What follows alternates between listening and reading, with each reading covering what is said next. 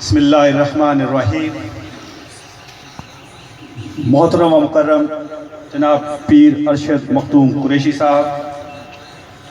میں ان کے بہاف پہ کھڑا ہو کے آپ سب حضرات کو خاص طور پر امیر جماعت سعد رضوی کے چھوٹے بھائی حضرت انس رضوی حافظ صاحب کو دل کی اتھاہ گہرائیوں سے یہاں پر آمد پر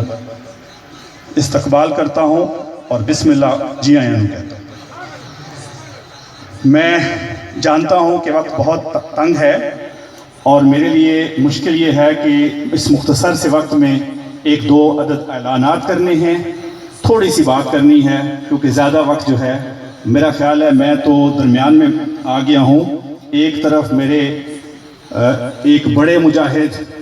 جناب جنرل گل حمید صاحب کے فرزند تشریف فرما ہیں اور دوسری طرف ان سے بھی بڑے مجاہد امیر المجاہدین جناب خادم رضوی صاحب کے فرزند ارجمند تشریف فرما ہیں۔ میں ایک ادنا سا مجاہد درمیان میں کھڑا ہو کر کیا بات کروں گا،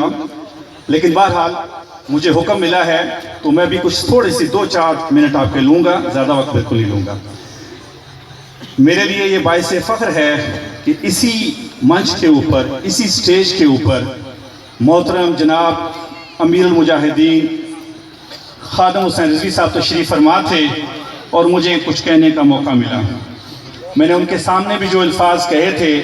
سچائی کے ساتھ، پورے خلوص کے ساتھ اور دل کے ساتھ میں نے یہ کہا تھا کہ بابا جی کو یہ جو مرتبہ ملا ہے صرف اور صرف عشق رسول سے ملا، اور وہ سامنے بیٹھے سن بھی رہے تھے اور میں نے یہ لفظ اس وقت بھی بولے تھے اور میں یہ سمجھتا ہوں دل کی اتھاہ گہرائیوں سے کہ ان کی سچائی، ان کا خلوص، ان کا ایمان اور عشق رسول کی وہ انتہا جو ان کو نصیب ہوئی، اس کا اگر عشر عشیر 100واں 100واں 1000واں حصہ بھی کسی میرے جیسے کو نصیب ہو جائے تو اس کو دنیا جہان کی کامیابی مل جائے۔ ان کے میرے سامنے بیٹھے ہوئے کہا تھا کہ آپ کی ٹانگوں میں سکت نہیں، آپ کا کھڑے نہیں ہو سکتے، لیکن جب آپ ایمان کے ساتھ لبیک یا رسول اللہ کا نعرہ لگاتے ہیں تو تمام لوگوں کی ٹانگیں کانپ جاتی ہیں۔ اس کی بنیادی وجہ کیا تھی؟ بنیادی وجہ یہ تھی کہ عشق رسول کے جس منصب پہ وہ فائز ہوئے وہ بہت اعلیٰ اور بڑے درجے کا منصب تھا۔ اللہ تعالیٰ ان کے درجات میں بلندیاں عطا فرمائے اور ان کے اولاد کو اور ان کے بیٹوں کو اس منشور کو لے کر آگے چلنے کی توفیق عطا فرمائے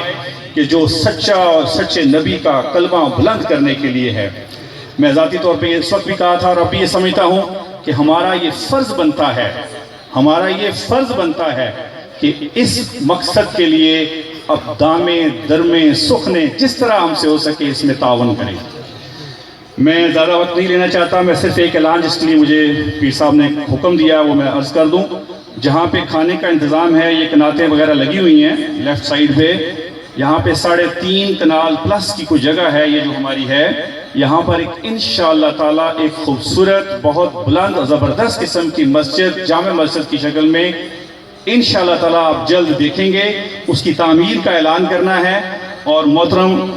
انس رضوی صاحب سے میں درخواست کروں گا کہ بعد میں اس کا اپنے دست مبارک سے افتتاح بھی کر جائیں، اور اس سنگ بنیاد کو رکھنے کے لیے ان سے درخواست کریں گے۔ اور اس کے لیے میرا خیال یہ ہے کہ مجھے اعلان بھی کرنا چاہیے، یہ یہاں پہ جو مسجد بنے گی یہ اللہ کا گھر ہے اور اس کے لیے ہر ایک کو تعاون کرنے کی ضرورت ہے۔ میں اپنی ذاتی حیثیت سے بڑی کمزور سا چھوٹا سا ایک اعلان کرنا چاہوں گا کہ 100 توڑا سیمنٹ کا انشاءاللہ تعالیٰ میری طرف سے حاضر ہے، جس دن بسم اللہ کریں۔ آگے بھی تعاون جاری رہے گا اور آپ سے اس لیے میں نے اعلان کر کے کہا ہے کہ آپ تو گواہ ہو جائے، میں تو تھوڑا سا پیش کر رہا ہوں، آپ سب کا حق ہے اور فرض ہے کہ اس میں شامل ہوں، اللہ کا گھر بنانے کے لیے اور اللہ کے نام کا کلمہ بلند کرنے کے لیے، اللہ کے رسول کی سنت کا احیاء کرنے کے لیے مسجد کی تعمیر میں بڑھ چڑھ کر حصہ لیجیے گا۔ میں بہت وقت لینا چاہتا تھا لیکن بہت خوبصورت گفتگو ہو چکی اور اس سے زیادہ خوبصورت گفتگو کا آپ انتظار کر رہے ہیں جو جناب انس رضوی صاحب فرمائیں گے۔ میں ان کے اور آپ کے درمیان حائل نہیں ہونا چاہتا، میں صرف یہ عرض کرنا چاہتا ہوں ایک فکرہ، ایک لفظ، ایک چھوٹی سی بات جو سمجھ آ جانی چاہیے۔ اللہ کے رسول صلی اللہ علیہ وسلم کے ساتھ محبت کے لیے صرف نعروں کی ضرورت نہیں ہے، اس کے لیے عمل کی ضرورت ہے، اور اللہ کے رسول صلی اللہ علیہ وسلم نے فرمایا کہ میری آنکھوں کی ٹھنڈک نماز میں ہے۔ تو جب بھی وقت نماز کا ہو جائے تو پھر اللہ کے رسول کی سنت کے لیے، اللہ کے رسول کے حکم کی ادائیگی کے لیے فوراً تیار ہو جایا کریں۔ یہ مسجد بھی اسی سلسلے میں بنائی جا رہی ہے، باقی مسجدیں بھی اسی سلسلے میں ہیں۔ لمبی گفتگو نہیں کرنی، صرف یہ ہے کہ اللہ کے رسول کی سنتوں کو زندہ کیجئے، اس میں سلام میں پہل کیجئے، اس میں نماز کا خاص اہتمام کیجئے۔ میرا آخری فکرہ یہی ہے کہ نماز دین کا ستون ہے، عقل اسلام نے فرمایا، تو اس کو قائم کیجئے۔ اللہ تعالی ہمیں ان پہ عمل کی توفیق